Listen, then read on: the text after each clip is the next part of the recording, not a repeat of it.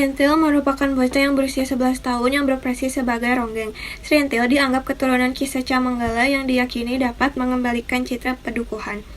Srintil merupakan anak yatim piatu karena kedua orang tuanya meninggal setelah keracunan tempe bongkrek buatannya. Pada saat bayi, Srintil dirawat oleh kakek neneknya. Kakeknya meyakini bahwa Srintil sudah kerasukan indang ronggeng dan ditakdirkan sebagai ronggeng. Dengan restu arwah Ki Seca Manggala, Karena adanya anggapan seperti itu, Srintil digembang menjadi ronggeng oleh Kartareja sebagai awalan Srintil mandi kembang di depan cangkup makam Ki Seca Manggala. Pada tahapan lain, Srintil melakukan ritual buka kelambu. Tahapan tersebut merupakan tahapan yang wajib dilalui karena apabila tidak dilalui dapat menjadikan Srintil tidak mendapat bayaran saat berpentas. Pada sisi lain, Rasus keberatan jika Srintil harus melalui ritual dan syarat tersebut. Rasus merupakan teman main Srintil sejak kecil. Rasus merasa sakit hati dan cemburu karena Srintil menjadi ronggeng. Ronggeng merupakan pekerjaan yang bagi para pekerjanya dimiliki oleh semua orang. Kegadisan Srintil akan disembayarkan. Hal ini yang membuat Rasus semakin marah karena tidak dapat berbuat banyak pada gadis yang dicintainya. Pada suatu hari terjadi pertengkaran antara Doer dan Sulam di samping rumah Kartareja yang memperebutkan keperawanan Srintil. Rasus yang berada di sisi lain rumah tersebut tidak bisa melakukan apapun. Namun mendadak Srintil muncul dari belakang rumah Kartareja dan mendatangi Rasus untuk meminta menggaulinya. Srintil lebih suka kehilangan keperawanan karena Rasus ketimbang dua orang tersebut. Rasus mengiyakan permintaan tersebut. Setelah itu, Srintil kembali digauli oleh Doer dan Sulam. Sementara itu, Kartareja menikmati hasil menjadi mucikari berupa seringgit uang emas dari Sulam dan seekor kerbau dan 2 keping perak dari Doer. Walaupun mendapatkan keperawanan Srintil, Rasus justru benci padanya karena pekerjaan ronggeng tersebut. Rasus meninggalkan Dukuh Paruk dan Srintil sebagai bayang-bayang ibunya yang telah pergi entah kemana. Srintil sempat menawarkan dirinya kepada Rasus untuk dinikahi. Namun Rasus yakin dengan keputusannya untuk menolaknya. Tentang Pemukul dini hari. Setelah menjadi ronggeng yang terkenal, Srintil seperti terjebak dalam kehidupan dunia hiburan yang penuh dengan kesepian dan juga kehampaan. Ia tetap merindukan cinta sejati dari Rasus, pemuda yang dulu sangat dekat dengannya. Namun Rasus telah memilih jalannya sendiri sebagai tentara. Dan juga ia meninggalkan Dukuh Paruk dan mencoba menjauhi dari kehidupan lamanya. Terus sementara itu situasi politik Indonesia semakin memanas. Partai Komunis Indonesia atau PKI mulai merasuk ke desa-desa, termasuk Dukuh Paruk. Srintil yang hanya hidup sebagai ronggeng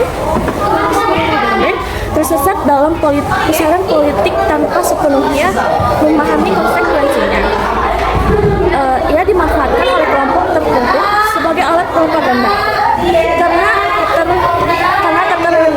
ketenarannya dianggap dapat menarik dukungan masyarakat desa.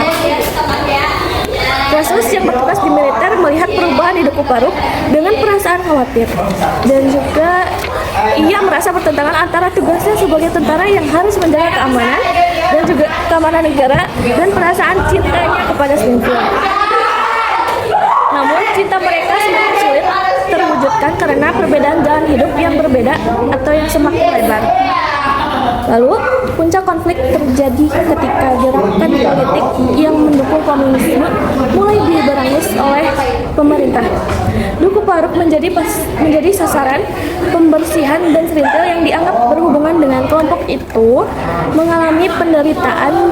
Ia ditangkap, disiksa, dan juga kehilangan semuanya yang pernah dimilikinya, termasuk kebanggaannya sebagai ronggeng. Lalu di buku ini juga menggambarkan betapa kerasnya kehidupan di tengah perubahan sosial dan juga sampai politik yang tak bisa dihindarinya. Terus Srintil akhirnya menyadari bahwa dunia ronggeng yang selama ini dianggap sebagai jalan kebebasan justru menjebaknya dalam nasib yang tragis. Terima kasih. Assalamualaikum warahmatullahi wabarakatuh. Saya Gano Pransa Fauji akan melanjutkan novel Ronggeng Dukuh Paruk buku ketiga, yaitu Jentera Biang Lala.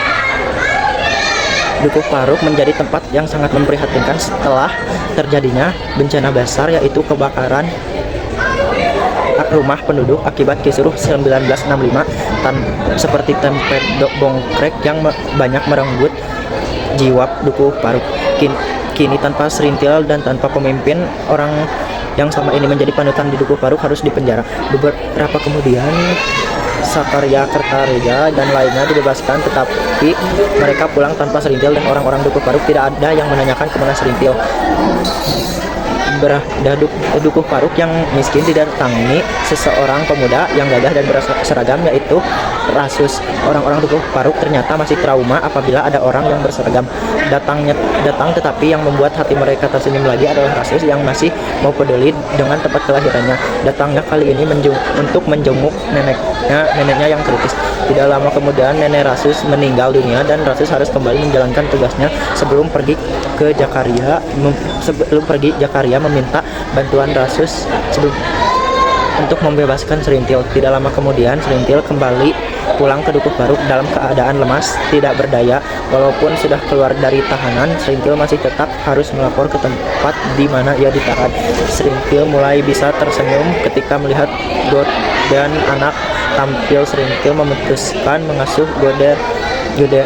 Cobaan kembali datang ketika Serintil diajak bersuci untuk melapor ke Dauan, tempat di mana Serintil pernah ditahan. Setelah pulang, Serintil ternyata diajak pergi ke suatu tempat oleh Marsuhi. Untung bagi Serintil karena akibat kecerobohan Marsusi jatuh dari motor, sementara Marsusi terus berjalan. Datanglah seorang yang mau menolong. Orang itu masih satu dusun dengan Serintil. Hati Serintil dia mulai terbuka ketika melihat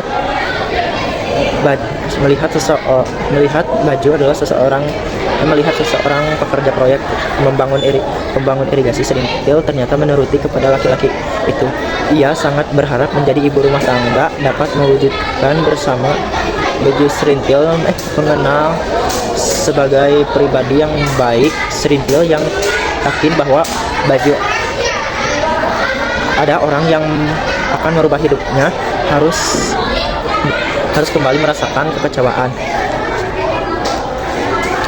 dan Serintil menolak jika ada yang memarahinya. Akibat tekanan batin mendalam, Serintil menjadi lupa ingatan. Suatu ketika Kasus pulang dari menjalankan tugasnya, namun hati Kasus sangat terkejut ketika melihat Serintil lupa ingatan. Serintil pun dibawa berobat ke dokter jiwa. Akhirnya Rasus mempunyai tekad dalam dirinya untuk membawa Dukuh Paruk menjadi lebih baik. Sekian, terima kasih. Assalamualaikum warahmatullahi wabarakatuh.